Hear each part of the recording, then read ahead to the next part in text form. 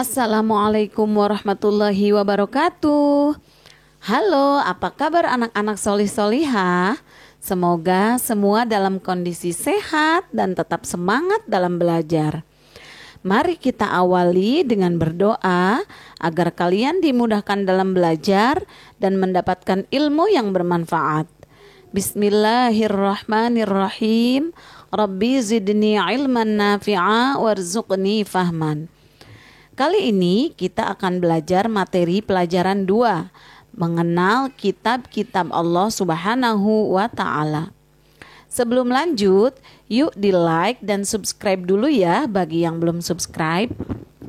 Anak-anak hebat, sebagai umat muslim tentunya kita harus beriman kepada kitab-kitab Allah. Karena hal tersebut termasuk ke dalam rukun iman yang ketiga. Iman kepada kitab Allah artinya meyakini sepenuh hati bahwa Allah Subhanahu wa Ta'ala telah menurunkan kitab kepada nabi atau rasul yang berisi wahyu untuk disampaikan kepada seluruh umat manusia, yang tujuannya adalah untuk kebahagiaan umat manusia di dunia dan akhirat.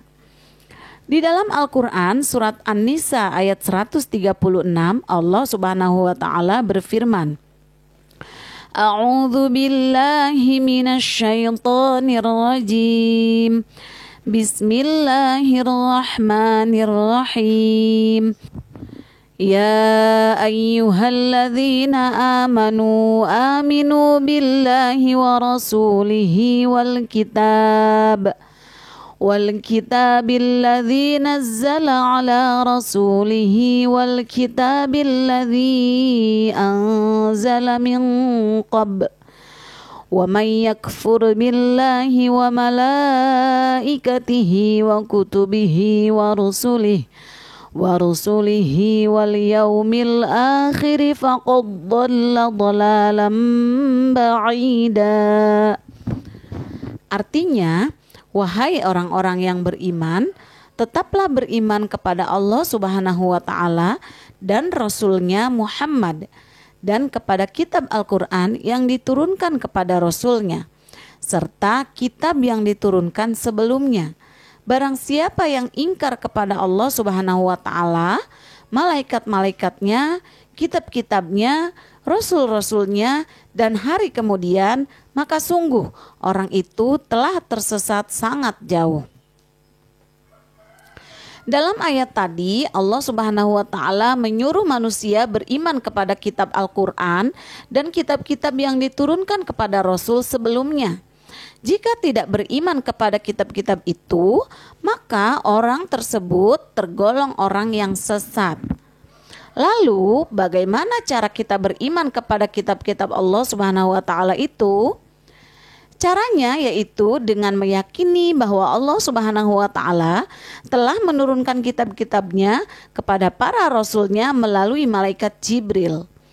Kitab-kitab tersebut harus dijadikan pedoman hidup untuk menuntun dan mengatur cara kita bersikap dan berperilaku, guna mencapai keselamatan dan kebahagiaan hidup di dunia dan akhirat. Anak-anak cerdas, tahukah kalian berapa jumlah kitab-kitab yang diturunkan Allah kepada Rasul-Nya? Ya, betul. Allah menurunkan 4 kitab suci serta beberapa suhuf yang diberikan kepada Nabi dan Rasul yang berbeda zaman dan umatnya. Anak-anak tahu tidak sih perbedaan antara kitab dan suhuf? Kalian harus tahu loh perbedaannya. Perbedaan antara kitab dan suhuf adalah sebagai berikut. Jika suhuf adalah wahyu Allah Subhanahu wa Ta'ala yang disampaikan kepada para rasul, tetapi masih berupa lembaran-lembaran yang terpisah dan isinya pun sangat simpel. Sedangkan kitab, wahyu Allah Subhanahu wa Ta'ala yang disampaikan kepada para rasul sudah berbentuk buku atau kitab, dan isi kitab lebih lengkap jika dibandingkan dengan isi suhuf. Semua kitab suci dan suhuf tersebut diturunkan oleh Allah kepada para nabi dan rasul untuk dijadikan sumber kebenaran dan petunjuk untuk memperoleh keselamatan dan kebahagiaan dunia dan akhirat. Adapun kitab-kitab suci yang Allah turunkan adalah sebagai berikut. Pertama, kitab Taurat. Kitab Taurat adalah salah satu kitab suci yang diwahyukan oleh Allah Subhanahu wa taala kepada Nabi Musa alaihi salam untuk menjadi petunjuk dan bimbingan baginya dan bagi Bani Israel umatnya. Kitab Taurat ini diturunkan kurang lebih pada abad 12 sebelum Masehi di daerah Israel dan Mesir, tepatnya di atas Bukit Tursina atau Gunung Sinai. Kitab Taurat ini menggunakan bahasa Ibrani. Yang kedua, kitab Zabur. Kitab Zabur diturunkan kepada Nabi Daud alaihi salam ketika beliau menduduki tahta sebagai raja Bani Israel pada abad 10 sebelum Masehi di tanah Kanaan. Yang ketiga, kitab Injil. Kitab Injil diturunkan kepada Nabi Isa alaihi salam pada sekitar abad 1 Masehi di daerah Yerusalem.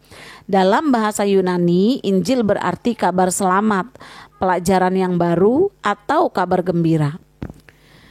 Kitab Injil yang asli memuat keterangan-keterangan yang benar dan nyata, yaitu perintah-perintah Allah Subhanahu wa taala agar manusia mengesahkan dan tidak menyekutukannya dengan suatu apapun.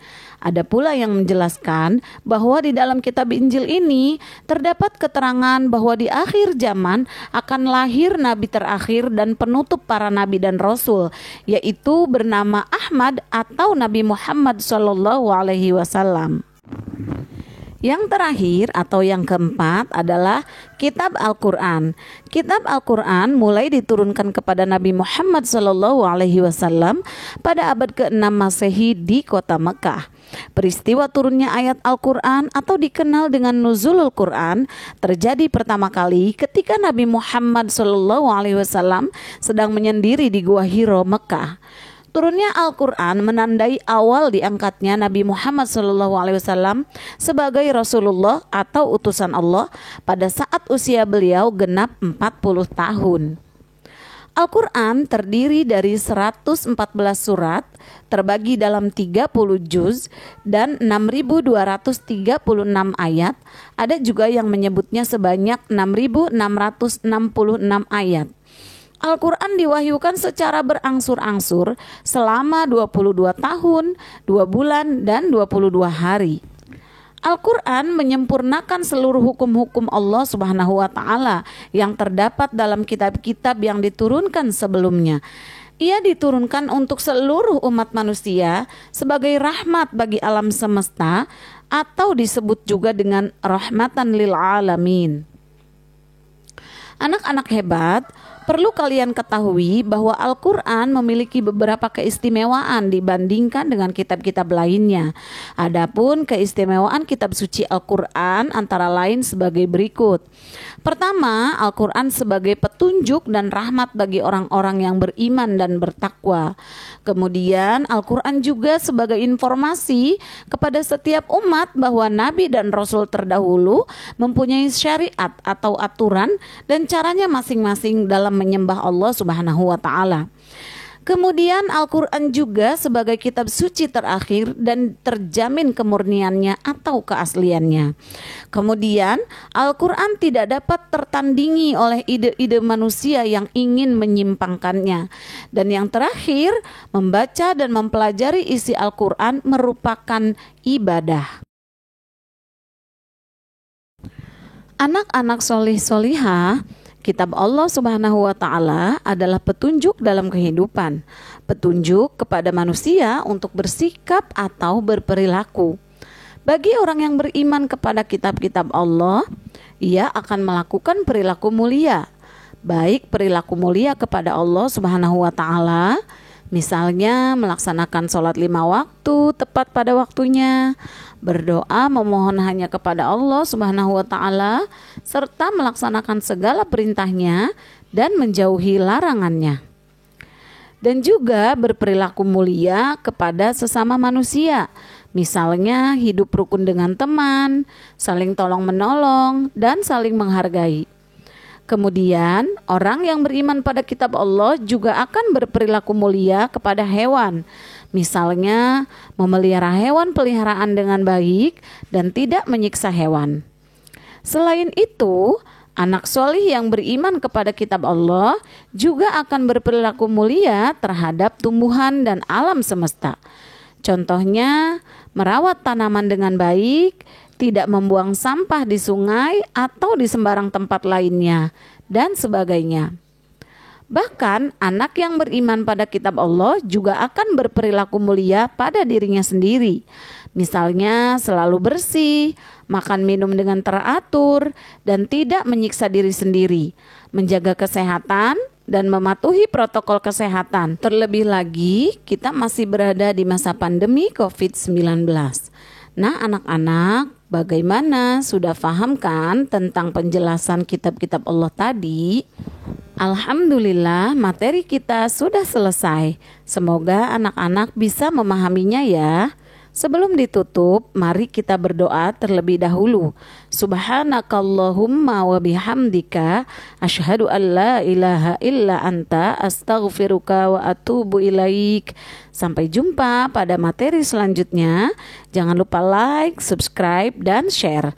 Wassalamualaikum warahmatullahi wabarakatuh.